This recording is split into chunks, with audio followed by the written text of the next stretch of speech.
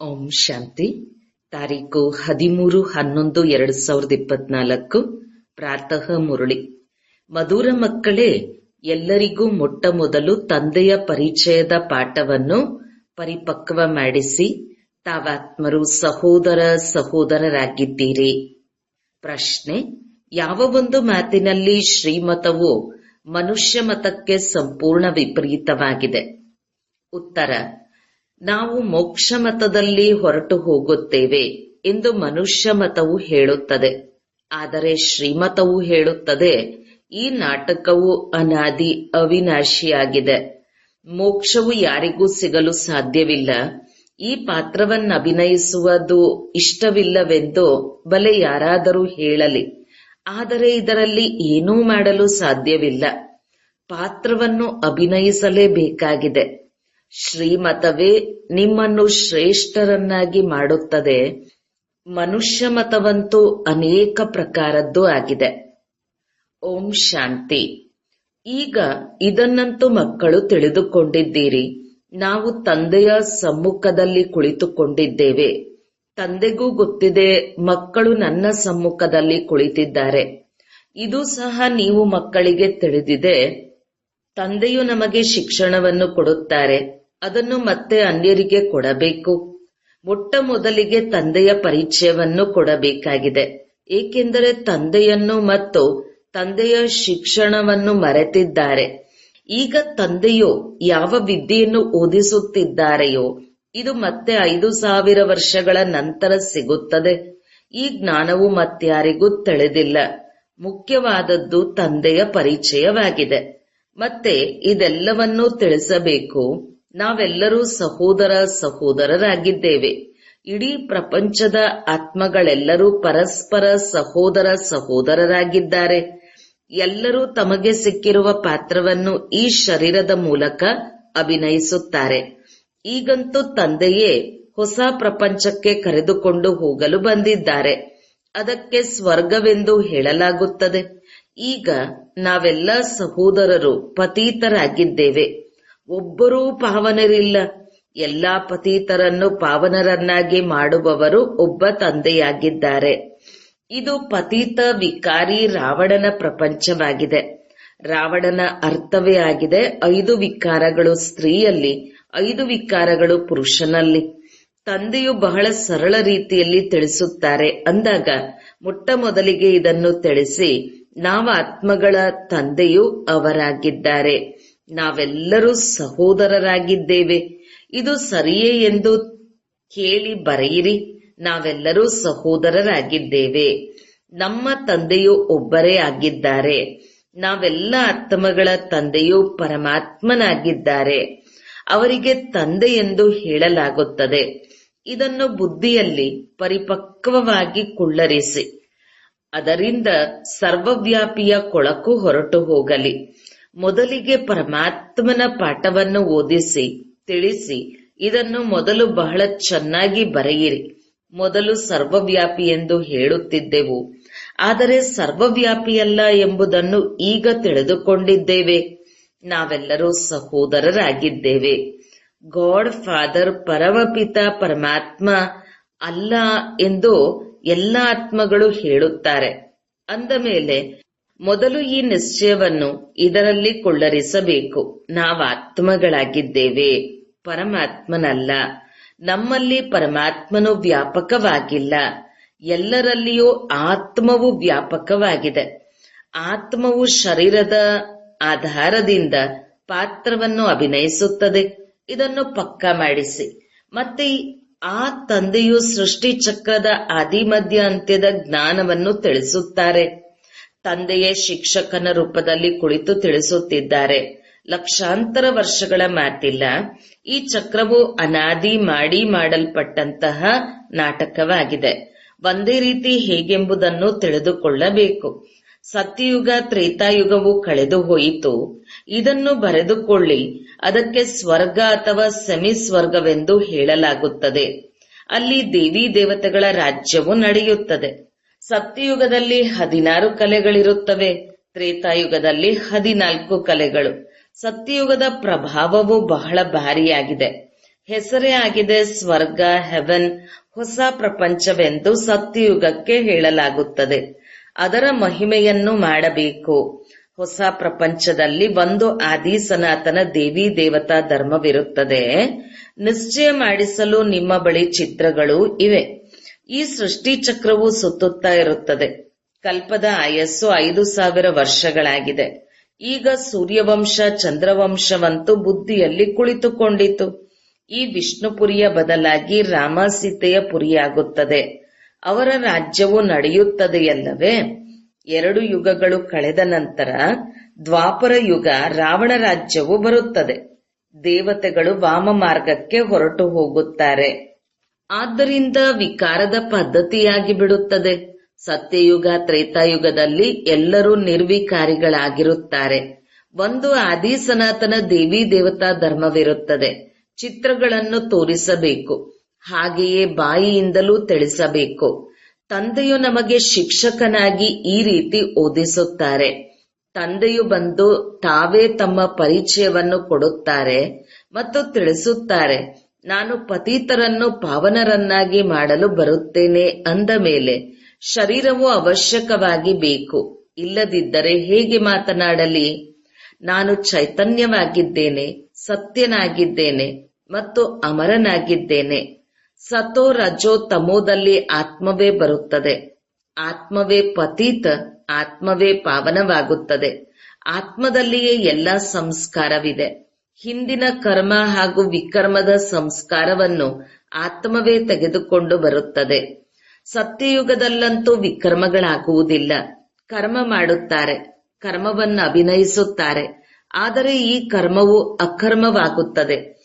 ಗೀತೆಯಲ್ಲಿಯೂ ಈ ಶಬ್ದವಿದೆ. ಈಗ ನೀವು ಅದನ್ನು ಪ್ರತ್ಯಕ್ಷದಲ್ಲಿ ತಿಳಿದುಕೊಳ್ಳುತ್ತಿದ್ದೀರಿ. ನಿಮಗೆ ತಿಳಿದಿದೆ, ತಂದೆಯು ಹಳೆಯ ಪ್ರಪಂಚವನ್ನು ಪರಿವರ್ತನೆ ಮಾಡಿ ಹೊಸ ಪ್ರಪಂಚವನ್ನಾಗಿ ಮಾಡಲು ಬಂದಿದ್ದಾರೆ. ಅಲ್ಲಿ ಕರ್ಮಗಳು ಅಕರ್ಮವಾಗಿ ಬಿಡುತ್ತದೆ. ಅದಕ್ಕೆ ಸತ್ಯಯುಗವೆಂದು ಹೇಳಲಾಗುತ್ತದೆ. ಮತ್ತು ಇಲ್ಲಿನ ಕರ್ಮಗಳು ವಿಕರ್ಮಗಳೇ ಆಗುತ್ತದೆ. ಇದಕ್ಕೆ ಕಲಿಯುಗವೆಂದು ಹೇಳಲಾಗುತ್ತದೆ. ನೀವೀಗ ಸಂಗಮ ಯುಗದಲ್ಲಿದ್ದೀರಿ. ತಂದೆಯು 2 ಮಾತುಗಳನ್ನು ತಿಳಿಸುತ್ತಾರೆ. ಶಿಕ್ಷಕರು ಏನೇನು ತಿಳಿಸಿದರೆಂದು ಒಂದೊಂದು ಮಾತನ್ನು ಬಹಳ ಚೆನ್ನಾಗಿ ತಿಳಿದುಕೊಳ್ಳಬೇಕು. ಒಳ್ಳೆಯದು.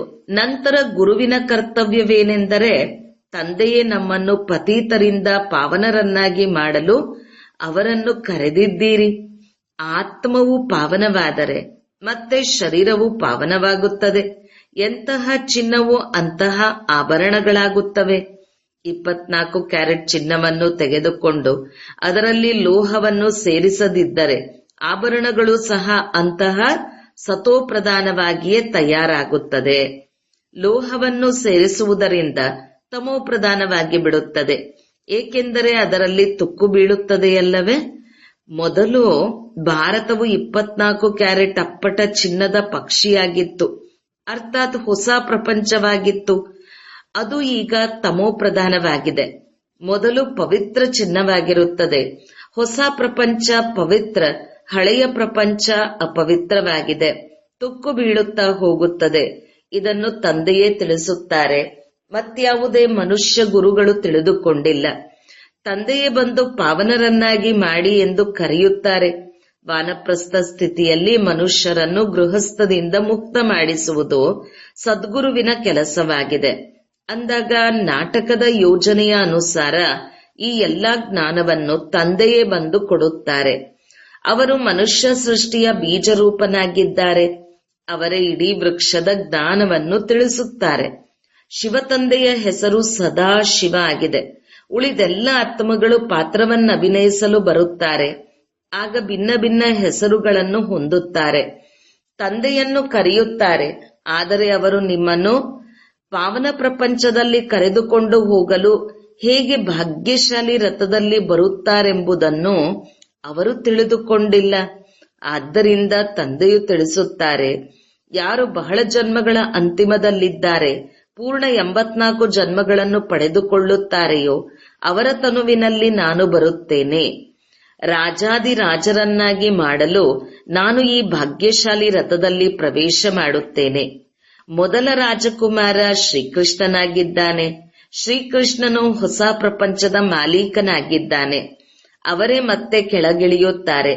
ಸೂರ್ಯವಂಶಿ, ಚಂದ್ರವಂಶಿ, ನಂತರ ವೈಶ್ಯ, ಶೂದ್ರವಂಶಿ, ನಂತರ ಬ್ರಹ್ಮವಂಶಿಗಳಾಗುತ್ತಾರೆ. ಚಿನ್ನದಿಂದ ಬೆಳ್ಳಿ, ಮತ್ತೆ ನೀವೀಗ ಕಬ್ಬಿಣದಿಂದ ಚಿನ್ನವಾಗುತ್ತಿದ್ದೀರಿ. ಈಗ ತಂದೆಯು ತಿಳಿಸುತ್ತಾರೆ, ನಿಮ್ಮ ತಂದೆಯಾದ ನನ್ನೊಬ್ಬನನ್ನೇ ನೆನಪು ಮಾಡಿ. ಯಾರಲ್ಲಿ ನಾನು ಪ್ರವೇಶ ಮಾಡಿದ್ದೇನೆಯೋ ಇವರಲ್ಲೂ ಸ್ವಲ್ಪವೂ ಜ್ಞಾನವಿರಲಿಲ್ಲ. ಇವರಲ್ಲಿ ನಾನು ಪ್ರವೇಶ ಮಾಡುತ್ತೇನೆ. ಆದ್ದರಿಂದ ಇವರಿಗೆ ಭಾಗ್ಯಶಾಲಿ ರಥವೆಂದು ಹೇಳಲಾಗುತ್ತದೆ. ಸ್ವಯಂ ತಂದೆಯೇ ತಿಳಿಸುತ್ತಾರೆ, ನಾನು ಇವರ ಬಹಳ ಜನ್ಮಗಳ ಅಂತ್ಯದಲ್ಲಿ ಬರುತ್ತೇನೆ. ಗೀತೆಯಲ್ಲಿ ಈ ಶಬ್ದವು ನಿಖರವಾಗಿದೆ. ಗೀತೆಯನ್ನೇ ಸರ್ವಶಾಸ್ತ್ರಮಯಿ ಶಿರೋಮಣಿ ಎಂದು ಕರೆಯಲಾಗುತ್ತದೆ. ಈ ಸಂಗಮಯುಗದಲ್ಲಿಯೂ ತಂದೆಯು ಬಂದು ಬ್ರಾಹ್ಮಣ ಕುಲ ಮತ್ತು ದೇವಿ ದೇವತಾ ಕುಲದ ಸ್ಥಾಪನೆ ಮಾಡುತ್ತಾರೆ. ಅನ್ಯರ ಬಗ್ಗೆ ಎಲ್ಲರಿಗೂ ತಿಳಿದಿದೆ, ಆದರೆ ಈ ದೇವಿ ದೇವತೆಗಳ ಬಗ್ಗೆ ಯಾರಿಗೂ ತಿಳಿದಿಲ್ಲ. ಬಹಳ ಜನ್ಮಗಳ ಅಂತಿಮದಲ್ಲಿ ಅರ್ಥಾತ್ ಸಂಗಮ ಯುಗದಲ್ಲಿಯೇ ತಂದೆಯು ಬರುತ್ತಾರೆ. ತಂದೆಯು ತಿಳಿಸುತ್ತಾರೆ, ನಾನು ಬೀಜರೂಪನಾಗಿದ್ದೇನೆ. ಕೃಷ್ಣನಂತೂ ಸತ್ಯಯುಗದ ನಿವಾಸಿಯಾಗಿದ್ದಾನೆ. ಕೃಷ್ಣನನ್ನು ಅನ್ಯ ಸ್ಥಾನದಲ್ಲಿ ಯಾರೂ ಸಹ ನೋಡಲು ಸಾಧ್ಯವಿಲ್ಲ. ಏಕೆಂದರೆ ಪುನರ್ಜನ್ಮದಲ್ಲಿ ಬರುತ್ತಾ ನಾಮ, ರೂಪ, ದೇಶ, ಕಾಲ ಎಲ್ಲವೂ ಬದಲಾಗುತ್ತದೆ. ಮೊದಲು ಚಿಕ್ಕ ಮಗು ಬಹಳ ಸುಂದರವಾಗಿರುತ್ತಾ ನಂತರ ದೊಡ್ಡವರಾಗುತ್ತಾರೆ. ಮತ್ತೆ ಶರೀರವನ್ನು ಬಿಟ್ಟು ಇನ್ನೊಂದು ಚಿಕ್ಕ ಶರೀರವನ್ನು ಪಡೆದುಕೊಳ್ಳುತ್ತಾರೆ. ಇದು ಮಾಡಲ್ಪಟ್ಟ ನಾಟಕವಾಗಿದೆ. ನಾಟಕದಲ್ಲಿ ನಿಗದಿಯಾಗಿದೆ. ಇನ್ನೊಂದು ಶರೀರದಲ್ಲಂತೂ ಅವರಿಗೆ ಕೃಷ್ಣನೆಂದು ಹೇಳುವುದಿಲ್ಲ. ಏಕೆಂದರೆ ಆ ಆತ್ಮವು ಇನ್ನೊಂದು ಶರೀರವನ್ನು ಪಡೆದುಕೊಂಡಾಗ ನಾಮ, ರೂಪ ಎಲ್ಲವೂ ಬದಲಾಗುತ್ತದೆ. ಸಮಯ, ಹಾವ, ಭಾವ, ತಿಥಿ, ತಾರೀಕು ಎಲ್ಲವೂ ಬದಲಾಗುತ್ತದೆ. ವಿಶ್ವದ ಚರಿತ್ರೆ, ಭೂಗೋಳವು ಚಾಚೂ ತಪ್ಪದೆ ಪುನರಾವರ್ತನೆಯಾಗುತ್ತದೆ ಎಂದು ಹೇಳಲಾಗುತ್ತದೆ. ಅಂದಾಗ ಈ ನಾಟಕವು ಪುನರಾವರ್ತನೆಯಾಗುತ್ತಾ ಇರುತ್ತದೆ. ಸತೋ, ರಜೋ, ತಮೋದಲ್ಲಿ ಬರಲೇಬೇಕು. ಸೃಷ್ಟಿಯ ಹೆಸರು, ಯುಗದ ಹೆಸರು ಎಲ್ಲವೂ ಬದಲಾಗುತ್ತದೆ. ಈಗ ಇದು ಸಂಗಮ ಯುಗವಾಗಿದೆ. ನಾನು ಸಂಗಮ ಯುಗದಲ್ಲಿಯೇ ಬರುತ್ತೇನೆ. ಇದನ್ನು ನಾವು ಒಳಗೆ ಪಕ್ಕಾ ಮಾಡಿಕೊಳ್ಳಬೇಕು. ನಮ್ಮ ತಂದೆಯು ಶಿಕ್ಷಕ, ಸದ್ಗುರುವೂ ಆಗಿದ್ದಾರೆ ಮತ್ತು ಸತೋಪ್ರಧಾನರಾಗುವ ಬಹಳ ಒಳ್ಳೆಯ ಯುಕ್ತಿಯನ್ನು ತಿಳಿಸುತ್ತಾರೆ. ಗೀತೆಯಲ್ಲಿಯೂ ಇದೆ, ದೇಹ ಸಹಿತ ದೇಹದ ಎಲ್ಲಾ ಧರ್ಮಗಳನ್ನು ಬಿಟ್ಟು ತಮ್ಮನ್ನು ಆತ್ಮನೆಂದು ಅವಶ್ಯಕವಾಗಿ ತಿಳಿಯಿರಿ. ಹಿಂತಿರುಗಿ ನಮ್ಮ ಮನೆಗೆ ಹೋಗಬೇಕು. ಭಕ್ತಿ ಮಾರ್ಗದಲ್ಲಿ ಭಗವಂತನ ಬಳಿಗೆ ಹೋಗಲು ಎಷ್ಟೊಂದು ಪರಿಶ್ರಮ ಪಡುತ್ತಾರೆ. ಅದು ಮುಕ್ತಿಧಾಮವಾಗಿದೆ. ಕರ್ಮದಿಂದ ಮುಕ್ತ ನಾವು ನಿರಾಕಾರಿ ಪ್ರಪಂಚದಲ್ಲಿ ಹೋಗಿ ಕುಳಿತುಕೊಳ್ಳುತ್ತೇವೆ. ಪಾತ್ರಧಾರಿಯು ಮನೆಗೆ ಹೋದರೆಂದರೆ ಪಾತ್ರದಿಂದ ಮುಕ್ತರಾದರು. ನಾವು ಮುಕ್ತಿಯನ್ನು ಹೊಂದಬೇಕೆಂದು ಎಲ್ಲರೂ ಬಯಸುತ್ತಾರೆ. ಆದರೆ ಮುಕ್ತಿಯು ಯಾರಿಗೂ ಸಿಗಲು ಸಾಧ್ಯವಿಲ್ಲ. ಈ ನಾಟಕವು ಅನಾದಿ, ಅವಿನಾಶಿಯಾಗಿದೆ. ನಾವು ಈ ಪಾತ್ರವನ್ನು ಅಭಿನಯಿಸಲು ನಮಗೆ ಇಷ್ಟವಿಲ್ಲವೆಂದು ಯಾರಾದರೂ ಹೇಳಲಿ, ಆದರೆ ಇದರಲ್ಲಿ ಯಾರೂ ಏನೂ ಮಾಡಲು ಸಾಧ್ಯವಿಲ್ಲ. ಈ ಅನಾದಿ ನಾಟಕವು ಮಾಡಲ್ಪಟ್ಟಿದೆ. ಒಬ್ಬರೂ ಸಹ ಮುಕ್ತಿಯನ್ನು ಪಡೆಯಲು ಸಾಧ್ಯವಿಲ್ಲ. ಅದೆಲ್ಲವೂ ಅನೇಕ ಪ್ರಕಾರದ ಮನುಷ್ಯ ಮತಗಳಾಗಿವೆ. ಇದು ಶ್ರೇಷ್ಠರನ್ನಾಗಿ ಮಾಡಲು ಶ್ರೀಮತವಾಗಿದೆ. ಮನುಷ್ಯರಿಗೆ ಶ್ರೇಷ್ಠರೆಂದು ಹೇಳುವುದಿಲ್ಲ, ದೇವತೆಗಳಿಗೆ ಶ್ರೇಷ್ಠರೆಂದು ಹೇಳಲಾಗುತ್ತದೆ. ಅವರ ಮುಂದೆ ಎಲ್ಲರೂ ನಮಸ್ಕಾರ ಮಾಡುತ್ತಾರೆ ಅಂದಾಗ ಅವರು ಶ್ರೇಷ್ಠರಾದರಲ್ಲವೇ? ಆದರೆ ಇದು ಸಹ ಯಾರಿಗೂ ತಿಳಿದಿಲ್ಲ. ಈಗ ನೀವು ತಿಳಿದುಕೊಳ್ಳುತ್ತಿದ್ದೀರಿ. 84 ಜನ್ಮಗಳಂತೂ ಪಡೆದುಕೊಳ್ಳಲೇಬೇಕು. ಶ್ರೀಕೃಷ್ಣನು ದೇವತೆಯಾಗಿದ್ದಾನೆ. ದೇವತೆ ವೈಕುಂಠದ ಮೊದಲನೆಯ ರಾಜಕುಮಾರನಾಗಿದ್ದಾನೆ. ಶ್ರೀಕೃಷ್ಣನು ಗೀತೆಯನ್ನು ತಿಳಿಸಲಿಲ್ಲ, ಕೇವಲ ದೇವತೆಯಾಗಿದ್ದನು. ಆದ್ದರಿಂದ ಎಲ್ಲರೂ ಆತನನ್ನು ಪೂಜಿಸುತ್ತಾರೆ. ದೇವತೆಗಳು ಪಾವನರಾಗಿದ್ದಾರೆ, ಪೂಜಿಸುವವರು ಪತೀತರಾಗಿದ್ದಾರೆ. ನಾನು ನಿರ್ಗುಣನಲ್ಲಿ ಯಾವುದೇ ಗುಣವಿಲ್ಲ. ತಾವು ನಮ್ಮನ್ನು ಈ ರೀತಿ ಮಾಡಿ ಎಂದು ಹೇಳುತ್ತಾರೆ. ಶಿವನ ಮುಂದೆ ಹೋಗಿ ನಮಗೆ ಮುಕ್ತಿ ಕೊಡಿ ಎಂದು ಹೇಳುತ್ತಾರೆ. ಅವರು ಜೀವನ್ಮುಕ್ತರಾದ್ದರಿಂದ ಎಂದೂ ಜೀವನ ಬಂಧನದಲ್ಲಿ ಬರುವುದಿಲ್ಲ. ಆದ್ದರಿಂದ ಮುಕ್ತಿಯನ್ನು ಕೊಡಿ ಎಂದು ಅವರನ್ನೇ ಕರೆಯುತ್ತಾರೆ. ಜೀವನ್ಮುಕ್ತಿಯನ್ನು ಸಹ ಅವರೇ ಕೊಡುತ್ತಾರೆ. ಈಗ ನೀವು ತಿಳಿದುಕೊಂಡಿದ್ದೀರಿ, ನಾವೆಲ್ಲರೂ ಮಮ್ಮ ಬಾಬಾರವರ ಮಕ್ಕಳಾಗಿದ್ದೇವೆ. ಅವರಿಂದ ನಮಗೆ ಅಪಾರ ಧನವು ಸಿಗುತ್ತದೆ. ಮನುಷ್ಯರಂತೂ ಬುದ್ಧಿಹೀನತೆಯಿಂದ ಬೇಡುತ್ತಿರುತ್ತಾರೆ. ಬುದ್ಧಿಹೀನರೆಂದರೆ ಅವಶ್ಯವಾಗಿ ದುಃಖಿಯೇ ಆಗುತ್ತಾರಲ್ಲವೇ? ಅಪಾರ ದುಃಖವನ್ನು ಅನುಭವಿಸಬೇಕಾಗುತ್ತದೆ. ಅಂದಾಗ ಇವೆಲ್ಲ ಮಾತುಗಳನ್ನು ಮಕ್ಕಳು ಬುದ್ಧಿಯಲ್ಲಿಟ್ಟುಕೊಳ್ಳಬೇಕು.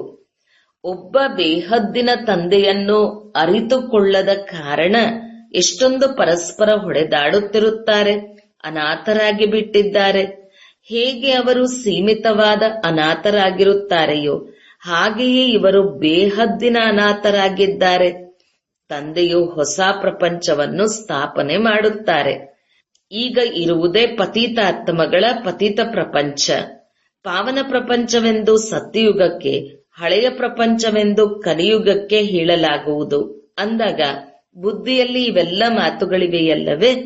ಹಳೆಯ ಪ್ರಪಂಚದ ವಿನಾಶವಾದ ಮೇಲೆ ಎಲ್ಲರೂ ಹೊಸ ಪ್ರಪಂಚಕ್ಕೆ ವರ್ಗಾವಣೆಯಾಗುತ್ತೀರಿ. ಈಗ ನಾವು ತಾತ್ಕಾಲಿಕವಾಗಿ ಸಂಗಮ ಯುಗದಲ್ಲಿ ನಿಂತಿದ್ದೇವೆ. ಹಳೆಯ ಪ್ರಪಂಚದಿಂದ ಹೊಸದಾಗುತ್ತಿದೆ. ಹೊಸ ಪ್ರಪಂಚದ ಬಗ್ಗೆಯೂ ತಿಳಿದಿದೆ. ನಿಮ್ಮ ಬುದ್ಧಿಯು ಈಗ ಹೊಸ ಪ್ರಪಂಚದಲ್ಲಿ ಹೋಗಬೇಕು. ಏಳುತ್ತಾ ಕುಳಿತುಕೊಳ್ಳುತ್ತಾ ಇದೇ ಬುದ್ಧಿಯಲ್ಲಿರಲಿ. ನಾವು ವಿದ್ಯೆಯನ್ನು ಓದುತ್ತಿದ್ದೇವೆ. ತಂದೆಯು ನಮಗೆ ಓದಿಸುತ್ತಾರೆ. ವಿದ್ಯಾರ್ಥಿಗೆ ಇದು ನೆನಪಿರಬೇಕು. ಆದರೂ ಸಹ ಆ ನೆನಪು ನಂಬರ್ವಾರ್ ಪುರುಷಾರ್ಥದ ಅನುಸಾರವೇ ಇರುತ್ತದೆ. ತಂದೆಯೂ ಸಹ ನಂಬರ್ವಾರ್ ಪುರುಷಾರ್ಥದ ಅನುಸಾರ ನೆನಪು ಪ್ರೀತಿಯನ್ನು ಕೊಡುತ್ತಾರೆ. ಚೆನ್ನಾಗಿ ಓದುವವರನ್ನು ಶಿಕ್ಷಕರು ಹೆಚ್ಚಿನದಾಗಿ ಪ್ರೀತಿ ಮಾಡುತ್ತಾರೆ. ಎಷ್ಟೊಂದು ಅಂತರವಾಗುತ್ತದೆ. ಈಗ ತಂದೆಯಂತೂ ತಿಳಿಸುತ್ತಿರುತ್ತಾರೆ, ಇದನ್ನು ಮಕ್ಕಳು ಧಾರಣೆ ಮಾಡಬೇಕು. ಒಬ್ಬ ತಂದೆಯ ಹೊರತು ಮತ್ಯಾರ ಕಡೆಯೂ ಬುದ್ಧಿಯೂ ಹೋಗಬಾರದು. ತಂದೆಯನ್ನು ನೆನಪು ಮಾಡದಿದ್ದರೆ ಪಾಪಗಳು ಹೇಗೆ ತುಂಡಾಗುತ್ತದೆ? ಮಾಯೆಯು ಪದೇ ಪದೇ ನಿಮ್ಮ ಬುದ್ಧಿಯೋಗವನ್ನು ಕತ್ತರಿಸುತ್ತದೆ. ಮಾಯೆಯು ಬಹಳ ಮೋಸ ಮಾಡುತ್ತದೆ. ತಂದೆಯು ಉದಾಹರಣೆಯನ್ನು ಕೊಡುತ್ತಾರೆ. ಭಕ್ತಿ ಮಾರ್ಗದಲ್ಲಿ ನಾವು ಲಕ್ಷ್ಮಿಯ ಪೂಜೆಯನ್ನು ಬಹಳ ಮಾಡುತ್ತಿದ್ದೆವು. ಲಕ್ಷ್ಮಿಯ ಕಾಲು ಒತ್ತುತ್ತಿರುವುದನ್ನು ನೋಡಿದ ತಕ್ಷಣ ಅದರಿಂದ ಲಕ್ಷ್ಮಿಯನ್ನು ಮುಕ್ತರನ್ನಾಗಿ ಮಾಡಿಸಿದೆವು. ಅವರ ನೆನಪಿನಲ್ಲಿ ಕುಳಿತುಕೊಂಡಾಗ ಬುದ್ಧಿಯು ಅಲ್ಲಿ ಇಲ್ಲಿ ಹೋದರೆ ಬುದ್ಧಿಯು ಬೇರೆ ಕಡೆ ಏಕೆ ಹೋಗುತ್ತೀಯ ಎಂದು ತನಗೆ ತಾನೇ ಪೆಟ್ಟು ಕೊಡುತ್ತಿದ್ದೆ. ಕೊನೆಗೆ ವಿನಾಶದ ದೃಶ್ಯವನ್ನು ನೋಡಿದೆನು, ಸ್ಥಾಪನೆಯನ್ನು ನೋಡಿದೆನು. ಸಾಕ್ಷಾತ್ಕಾರದ ಆಸೆಯು ಪೂರ್ಣವಾಯಿತು. ಈಗ ಈ ಹೊಸ ಪ್ರಪಂಚವು ಬರುತ್ತದೆ. ನಾನು ಈ ರೀತಿಯಾಗುತ್ತೇನೆ. ಈ ಹಳೆಯ ಪ್ರಪಂಚದ ವಿನಾಶವು ಆಗಿಬಿಡುತ್ತದೆ ಎಂದು ತಿಳಿಯಿತು. ಪಕ್ಕಾ ನಿಶ್ಚಯವಾಗಿ ಬಿಟ್ಟಿತು. ನಮ್ಮ ರಾಜಧಾನಿಯು ಸ್ಥಾಪನೆಯ ಸಾಕ್ಷಾತ್ಕಾರವಾಯಿತು. ಅಂದ ಮೇಲೆ ಈ ರಾವಣ ರಾಜ್ಯವನ್ನು ಏನು ಮಾಡುವುದು? ಯಾವ ಸ್ವರ್ಗದ ರಾಜ್ಯಭಾಗ್ಯವು ಸಿಗುತ್ತದೆ ಎಂದು ತಿಳಿಯಿತು. ಬುದ್ಧಿಯು ಈಶ್ವರೀಯ ಬುದ್ಧಿಯಾಯಿತು. ಈಶ್ವರನು ಪ್ರವೇಶ ಮಾಡಿ ಈ ಬುದ್ಧಿಯನ್ನು ನಡೆಸಿದರು.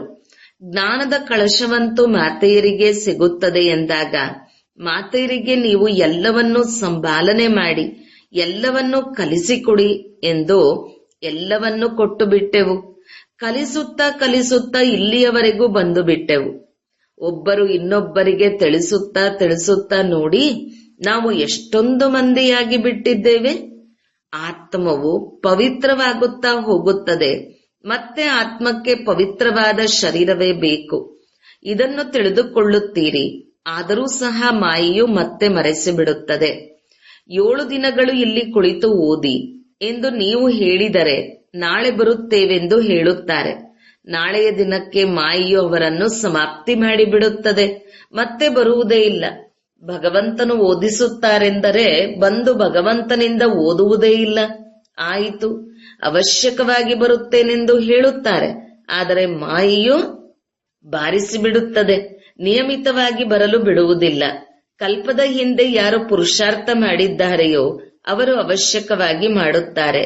ಇದರ ವಿನಃ ಮತ್ಯಾವುದೇ ಅಂಗಡಿಯಿಲ್ಲ. ನೀವು ಬಹಳ ಪುರುಷಾರ್ಥ ಮಾಡುತ್ತೀರಿ. ದೊಡ್ಡ ದೊಡ್ಡ ಮ್ಯೂಸಿಯಂಗಳನ್ನು ಮಾಡುತ್ತೀರಿ. ಯಾರು ಕಲ್ಪದ ಹಿಂದೆ ತಿಳಿದುಕೊಂಡಿದ್ದರೋ ಅವರೇ ಬಂದು ತಿಳಿದುಕೊಳ್ಳುತ್ತಾರೆ. ವಿನಾಶವು ಆಗಲಿದೆ, ಸ್ಥಾಪನೆಯೂ ಸಹ ಆಗುತ್ತಾ ಹೋಗುತ್ತದೆ. ಆತ್ಮವು ಓದಿ ಸುಂದರವಾದ ಶರೀರವನ್ನು ಪಡೆದುಕೊಳ್ಳುತ್ತದೆ. ಈ ಗುರಿ ಉದ್ದೇಶ ಇದೆಯಲ್ಲವೇ? ಈ ನೆನಪು ಏಕೆ ಬರಬಾರದು? ಈಗ ನಾವು ನಮ್ಮ ಪುರುಷಾರ್ಥದ ಅನುಸಾರ ಹೊಸ ಪ್ರಪಂಚಕ್ಕೆ ಹೋಗುತ್ತೇವೆ. ಒಳ್ಳೆಯದು. ಮಧುರಾತಿ ಮಧುರ ಅಗಲಿ ಹೋಗಿ ಮರಳಿ ಸಿಕ್ಕಿರುವಂತಹ ಮಕ್ಕಳಿಗೆ ಪ್ರೀತಿಯ ಮಾತಾಪಿತಾ ಬಾಪ್ ದಾದರವರ ನೆನಪು, ಪ್ರೀತಿ ಹಾಗೂ ನಮಸ್ತೆ. ಆತ್ಮೀಯ ಮಕ್ಕಳಿಗೆ ಆತ್ಮೀಯ ತಂದೆಯ ನಮಸ್ತೆ. ಧಾರಣೆಗಾಗಿ ಮುಖ್ಯ ಸಾರ 1. ಬುದ್ಧಿಯಲ್ಲಿ ಸದಾ ನೆನಪಿರಲಿ, ನಾವು ಸ್ವಲ್ಪ ಸಮಯಕ್ಕಾಗಿ ಸಂಗಮ ಯುಗದಲ್ಲಿ ಕುಳಿತಿದ್ದೇವೆ. ಹಳೆಯ ಪ್ರಪಂಚದ ವಿನಾಶವಾದರೆ ನಾವು ಹೊಸ ಪ್ರಪಂಚಕ್ಕೆ ವರ್ಗಾವಣೆಯಾಗಿ ಬಿಡುತ್ತೇವೆ. ಆದ್ದರಿಂದ ಇದರಿಂದ ಬುದ್ಧಿಯೋಗವನ್ನು ತೆಗೆಯಬೇಕು. 2. ಎಲ್ಲ ಆತ್ಮಗಳಿಗೆ ತಂದೆಯ ಪರಿಚಯವನ್ನು ಕೊಟ್ಟು ಕರ್ಮ ಅಕರ್ಮ ವಿಕರ್ಮದ ಗುಹ್ಯ ಗತಿಯನ್ನು ತಿಳಿಸಬೇಕು. ಮೊದಲು ತಂದೆಯ ಪಾಠವನ್ನು ಪಕ್ಕಾ ಮಾಡಿಸಬೇಕು. ವರದಾನ: ಶ್ರೇಷ್ಠ ಪ್ರಾಪ್ತಿಗಳ ಪ್ರತ್ಯಕ್ಷ ಫಲದ ಮೂಲಕ ಸದಾ ಖುಷಿಯಾಗಿರುವ, ಸದಾ ಆರೋಗ್ಯವಂತ, ಎವರ್ ಹೆಲ್ದಿ ಭವ. ಸಂಗಮಯುಗದಲ್ಲಿ ಈಗೀಗ ಮಾಡಿದ್ದೇವೆ, ಮತ್ತೆ ಈಗೀಗ ಶ್ರೇಷ್ಠ ಪ್ರಾಪ್ತಿಯ ಅನುಭೂತಿಯಾಯಿತು. ಇದೇ ಪ್ರತ್ಯಕ್ಷ ಫಲ ಆಗಿದೆ. ಎಲ್ಲದಕ್ಕಿಂತ ಶ್ರೇಷ್ಠ ಫಲ ಸಮೀಪತೆಯ ಅನುಭವ ಆಗುವುದು. ಈಗಿನ ಸಮಯದಲ್ಲಿ ಸಾಕಾರ ಪ್ರಪಂಚದಲ್ಲಿ ಹಣ್ಣು ತಿಂದಾಗ ಆರೋಗ್ಯವಂತರಾಗಿರುತ್ತಾರೆ ಎಂದು ಹೇಳುತ್ತಾರೆ. ಆರೋಗ್ಯವಾಗಿರಲು ಸಾಧನೆ ಫಲ ಎಂದು ಹೇಳುತ್ತಾರೆ. ತಾವು ಮಕ್ಕಳು ಪ್ರತಿಯೊಂದು ಸೆಕೆಂಡ್ ಪ್ರತ್ಯಕ್ಷ ಫಲವನ್ನು ತಿನ್ನುತ್ತಲೇ ಇರುತ್ತೀರಿ. ಆದ್ದರಿಂದ ಎವರ್ ಹೆಲ್ದಿ ಆಗಿಯೇ ಇದ್ದೀರಿ. ಒಂದು ವೇಳೆ ಯಾರಾದರೂ ತಮ್ಮ ಕ್ಷೇಮ ಸಮಾಚಾರ ಕೇಳಿದಾಗ ಹೇಳಿ, ಸದಾ ಖುಷಿಯಾಗಿರುತ್ತೇವೆ ಹಾಗೂ ಫರಿಷ್ಠೆಯಾಗಿದ್ದೇವೆ ಎಂದು. ಸ್ಲೋಗನ್: ಸರ್ವರ ಆಶೀರ್ವಾದದ ಖಜಾನೆಯಿಂದ ಸಂಪನ್ನರಾದಾಗ ಪುರುಷಾರ್ಥದಲ್ಲಿ ಪರಿಶ್ರಮ ಪಡಬೇಕಾಗಿಲ್ಲ. ಓಂ ಶಾಂತಿ.